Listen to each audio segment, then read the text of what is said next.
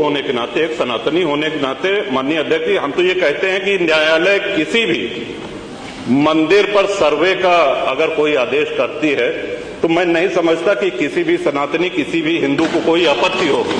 हमने किसी के धर्मस्थल तोड़ के अपने धर्मस्थल नहीं बनाए हैं। करें, जहां करना हो सर्वे करें। हम कभी गुम्मा अद्धा नहीं चलाएंगे, हम पत्थरबाजी, हम न्यायालय के निर्णय का सम्मान करेंगे। न्यायालय ने किसी सर्वे का आदेश दिया तो उस आदेश को पलटने के लिए क्या तरीका है?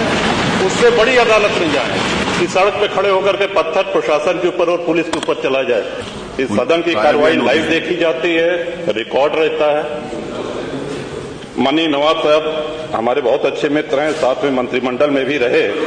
पहली बात तो यह स्पष्ट हो जानी चाहिए कि जो सर्वे हो रहा है वो न्यायालय के आदेश पे हुआ है। और जितने लोग बोले हैं, इन्होंने पत्थरबाजी का कोई जिक्र, कोई चर्चा नहीं की। अब हम एक चीज तो ये भी जानना चाहेंगे कि क्या पत्थरबाजी करने से न्यायालय का आदेश बदल जाता है? अगर न्यायालय ने किसी सर्वे का आदेश दिया तो उस आदेश को पलटने के लिए क्या तरीका है? उससे बड़ी अदालत में जाए कि सड़क पे खड़े होकर के पत्थर प्रशासन के ऊपर और पुलिस के ऊपर चला जाए। आज तक कभी प्रशासन का निर्णय, न्यायालय का निर्णय इससे बदला हो तो? दूसरा, श्रीमान, पुलिस और प्रशासन के लोग जो घायल हुए हैं उनके प्रति किसी ने कोई पीड़ा, कोई चिंता व्यक्त नहीं करी। बहुत गंभीर मामला है ये। ठीक उसी तरह है जैसे बहराइच में 22 साल का एक नौजवान राम गोपाल मिश्र, 4 महीने पहले शादी हुई थी, उसकी हत्या कर दी गई। इतनी निर्मम हत्या करी गई, इतनी गोलियां शरीर में मारी गई, हाथ के नाखून भी निकाल लिए गए। अपराध क्या था कि उसने अपने धर्म का एक झंडा लगा दिया। श्रीमान, इसी चर्चा में एक बड़ा रोचक तथ्य सामने आया। माननीय नवाब साहब ने कहा कि कुंदरकी में लूट हुई है, लूट करके, वोट लूट करके ये विधायक बन गए हैं। वरना कुंदरकी में 65% मुसलमान हैं, 35% हिंदू हैं, तो रामवीर सिंह कैसे जीत जाता? ये कार्रवाई में है हमारा। तो मनोहर, एक सवाल हम ये भी करना चाहते हैं कि जिन विधानसभाओं में मुस्लिम मतदाता की संख्या हिंदू से कम है, क्या वो लूट करके विधायक बन के आते हैं? या क्या हिंदू बाहुल्य जो विधानसभाएं हैं वो मुसलमान को वोट नहीं देती? इस हिसाब से तो यही लगता है कि सबसे बड़ा आश्चर्य धरती का यही हो गया कि जब 65% मुस्लिम है तो हिंदू कैसे जीत गया?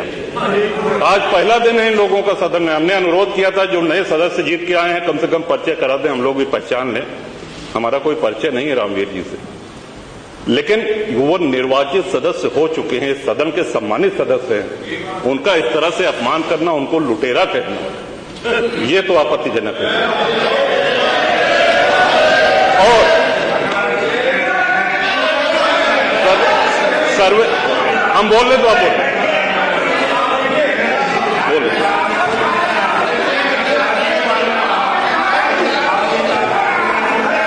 माननीय अध्यक्ष जी, 2 मिनट में अपनी बात समाप्त कर रहा हूं। 2 मिनट में अपनी बात समाप्त कर रहा हूं। हम लोगों ने भी बड़े धैर्य से सुना। तो इस सदन का एक क्राइटेरिया, एक मापदंड क्या ये तय मान लिया जाए कि जहां हिंदू अधिक है वहां हिंदू विधायक को ही जीतना चाहिए, मुस्लिम विधायक सिर्फ वहीं से जीतना चाहिए जहां मुस्लिम की आबादी 50% से अधिक है? अगर ऐसा नहीं हुआ तो ये मान लिया जाए कि वोटों की लूट हो रही है या विधायक लुटेरा बन के वोट को लूट करके जीत करके आया है, बेईमानी से आया है। तो श्रीमान, ये तो इन शब्दों को कार्रवाई से हटाया जाना चाहिए। ये सदन के विधायक का अपमान है। और एक बात और कही गई कि सर्वे शांतिपूर्ण चल रहा था। एक हिंदू होने के नाते, एक सनातनी होने के नाते, माननीय अध्यक्ष जी, हम तो ये कहते हैं कि न्यायालय किसी भी मंदिर पर सर्वे का अगर कोई आदेश करती है तो मैं नहीं समझता कि किसी भी सनातनी, किसी भी हिंदू को कोई आपत्ति होगी।